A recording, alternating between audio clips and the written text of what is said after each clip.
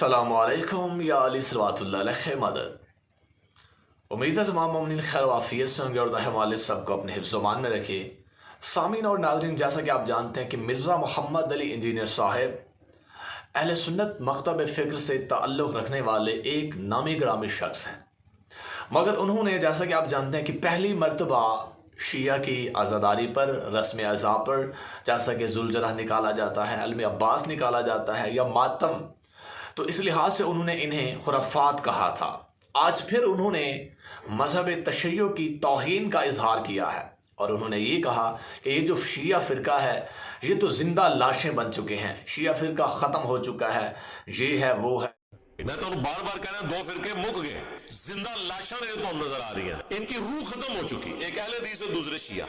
ये तो इस तरह के अल्फाज उन्होंने शिया के लिए इस्तेमाल किए हैं और शियों को जिंदा लाशें करार दिया है।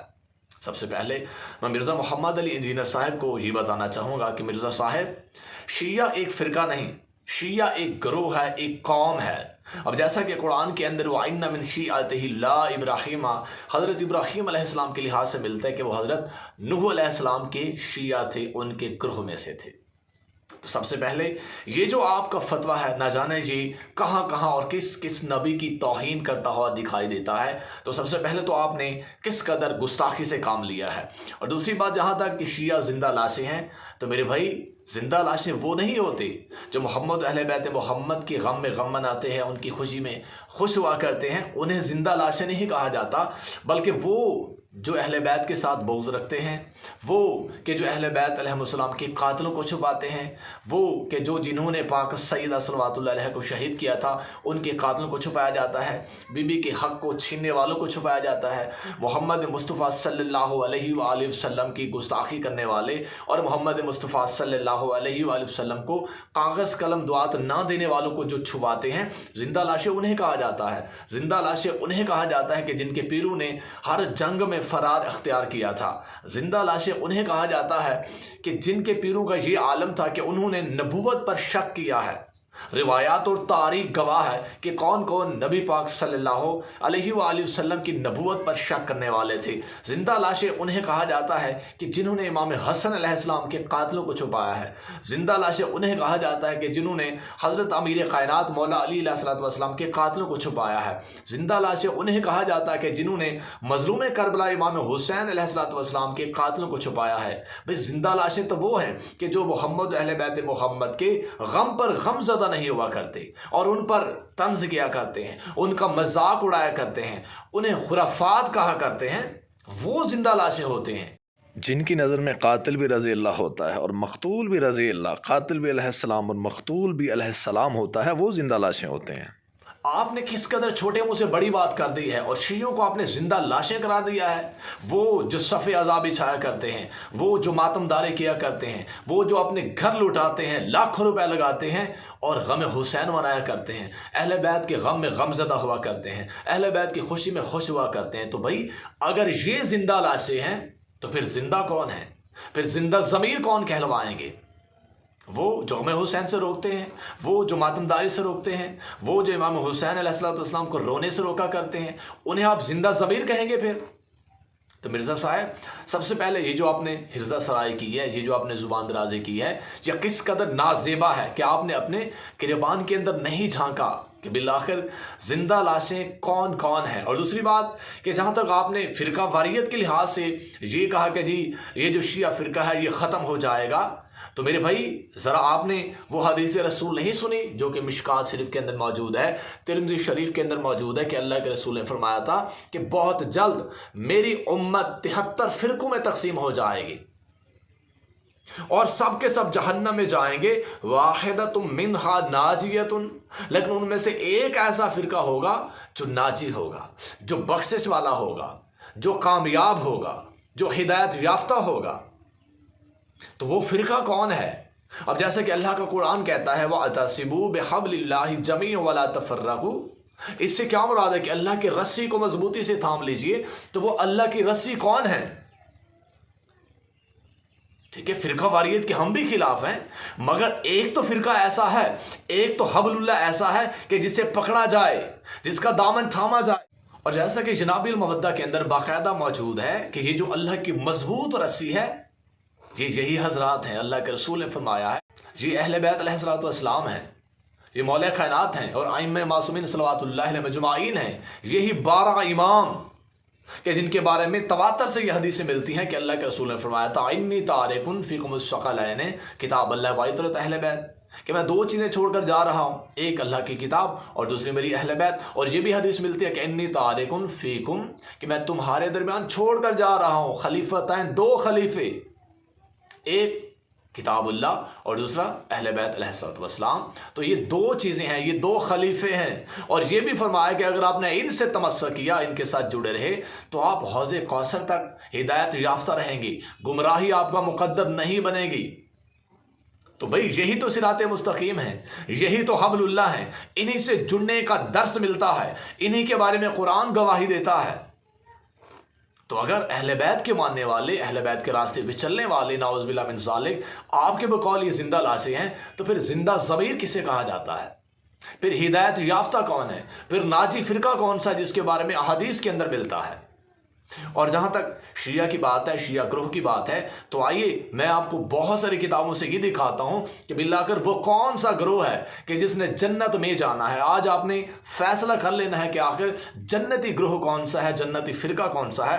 تو جیسا کہ یہ مشہور و معروف ہے المعجم القبیر, اہل سنت کی مشہور و معروف کتاب, اس کی پہلے جلد, اور اس کے اندر صفحہ نمبر 474 پر باقاعدہ موجود ہے کہ جو نبی پاک صلی اللہ علیہ وسلم کے پاس حوض کوثر پر آئیں گے اور حساس بشاس ہوں گے, خوش ہوں گے, وہ کون ہوں گے؟ انتا و شیعتوں کا, یا علی تو اور تیرے شیعہ ہوں گے.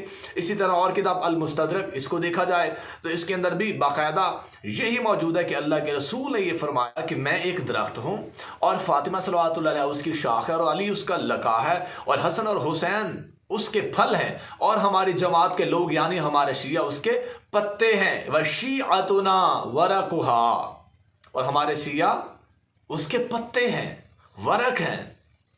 تو مرزا صاحب یہاں دیکھیں ذرا احادیث کے اندر اللہ کے رسول نے خود بتایا ہے, شیعوں کے لحاظ سے اس جماعت کا اظہار کیا ہے, بیان کیا ہے. اب تذکرۃ الخواص میں دیکھیے ذرا, اس میں باقاعدہ یہی آپ کو نظر آئے گا کہ اللہ کے رسول نے فرمایا, مولا کائنات کی طرف دیکھا اور فرمایا کہ اس کے شیعہ قیامت کے دن کامیاب ہوں گے, یعنی ناجی ہوں گے, فائزون کا مصداق ہوں گے. کون ہوں گے؟ علی اور اس کے شیعہ ہوں گے. اسی طرح اب زواد العقبہ, اس کے اندر دیکھا جائے تو یہاں پر بھی باقاعدہ یہی ملتا ہے کہ علی اور اس کے شیعہ جو ہیں انہیں کیا کر دیا ہے, اللہ نے بخش دیا ہے, یہ بخشے ہوئے ہیں. یہ بہت سارے حوالہ جات آپ کے سامنے ہیں. علی اور اس کے شیعہ جو ہے یہ جنتی ہوں گے, یہ حوض کوثر پہ آئیں گے, ٹھیک ہے, اور یہ ولایت علی رکھنے والے ہوں گے. اور کون ہیں جو ولایت رکھنے والے ہیں؟ الحمدللہ یہ شیعہ ہی ہیں جو علی جن ولی اللہ کا پرچار کرتے ہیں کلمہ میں, آذان میں, اقامت میں اور نماز کے اندر. اور اسی طرح یہ بہت ساری احادیث آپ کے سامنے ہیں جس میں اللہ کے رسول نے یہ فرمایا ہے کہ شیعہ ہی جنتی ہوں گے, فائزون ہوں گے, کامیاب ہوں گے اور یہی حوض کوثر پر خوش ہو کر آئیں گے. ٹھیک ہے, اور ان کے ساتھ جو جڑ جائے گا وہ نجات پا جائے گا, جو شیعوں کے ساتھ جڑ جائے گا وہ نجات پا جائے گا. یعنی ایک ایسا گروہ موجود ہے جس کے ساتھ جڑا جائے تو نجات اس کا مقدر بن جاتی ہے. اور یہی اللہ کے رسول نے فرمایا تھا کہ 73 فرقے جہنمی ہیں مگر ان میں سے ایک ایسا ہے واحدۃ منہا ناجیۃ, مگر ان میں سے ایک ایسا ہے جو ناجی ہے, جو کامیاب ہے, جو بخشا ہوا ہے, ہدایت یافتہ ہے. اور اسی طرح اور بھی احادیث موجود ہیں, آپ دیکھیں تو آپ کو احادیث کے انبار دکھائی دیں گے. یالی انتا وشیعتک فی الجنہ ہم فائزون, یہ ساری احادیثیں آپ کو دکھائی دیتی ہیں. میں کتنی کتابیں آپ کو دکھاؤں کہ جہاں پر اللہ کے رسول نے یہ فرمایا کہ قیامت کے دن علی اور اس کے شیعہ ہی نجات پائیں گے. مرزا صاحب تو اللہ کے رسول نے تو شیعوں کی بات کی ہے, انہیں نجات یافتہ قرار دیا ہے, انہیں جنتی قرار دیا ہے. اب اگر آپ کے بقول جنتی نعوذ باللہ من ذالک زندہ لاشوں کی طرح ہیں تو پھر زندہ ضمیر کیا آپ جیسے ہوتے ہیں؟ اب اسی طرح ایک اور حوالہ بھی آپ کو میں دکھانا چاہوں گا. یہ سارے حوالہ جات آپ کے سامنے ہیں کہ جس کے اندر اللہ کے رسول نے یہ فرمایا ہے کہ یہ یعنی علی بادشاہ اور اس کے شیعہ جنت میں جائیں گے. اب اسی طرح یہ جو درست سمتین ہے، اس کتاب کو دیکھا جائے تو اس کے اندر بھی باقاعدہ یہ جو آیت مبارک ہے کہ ان الذین آمنوا وعملوا الصالحات اولئک هم خیر البریہ، یہ کون ہے جو خیر البریہ ہیں؟ تو اس کے بارے میں اللہ کے رسول نے باقاعدہ یہ فرمایا کہ یہ کون ہے، ہوا انتا یعنی علی بادشاہ ہیں، وشیعتک اور اس کے شیعہ ہیں جو خیر البریہ ہیں۔ تو محترم مرزا صاحب ذرا یہ آیات، یہ تفاسیر، یہ قرآن کیا کہہ رہا ہے کہ خیر البریہ کون ہیں؟ علی بادشاہ اور اس کے شیعہ ہیں جو بخشے ہوئے ہیں، جو راضی ہیں، جو رضا یافتہ ہیں، جن سے اللہ بھی راضی ہے۔ یہ قرآن اور تفاسیر اہل سنت گواہی دیتی ہیں۔ اور اسی طرح فرائض السمدین کا اگر ترجمہ دیکھا جائے تو نور الثقلین اس کا ترجمہ ہے، اس میں بھی باقاعدہ یہ صفحہ نمبر 110 پر موجود ہے، علی جو ہے وہ خیر البریہ ہیں، اور یہاں پہ باقاعدہ لکھو ان ھذا وشیعتہ ہم الفائزون یوم القیامہ، کہ بے شک یہ اور اس کے شیعہ قیامت کے دن کامیاب ہوں گے، یہی ناجی ہیں، علی اور اس کے چاہنے والے، علی اور اس کے شیعہ۔ آپ نے شیعوں کو مردہ قرار دے دیا، لاشیں قرار دے دیا، جبکہ اللہ کے رسول کہتے ہیں یہی کامیاب ہیں، یہی جنتی ہیں، یہی بخشے ہوئے ہیں، یہی ہدایت یافتہ ہیں، یہی نجات یافتہ ہیں۔ مرزا صاحب اگر یہ زندہ لاشیں ہیں تو پھر زندہ ضمیر کون ہے؟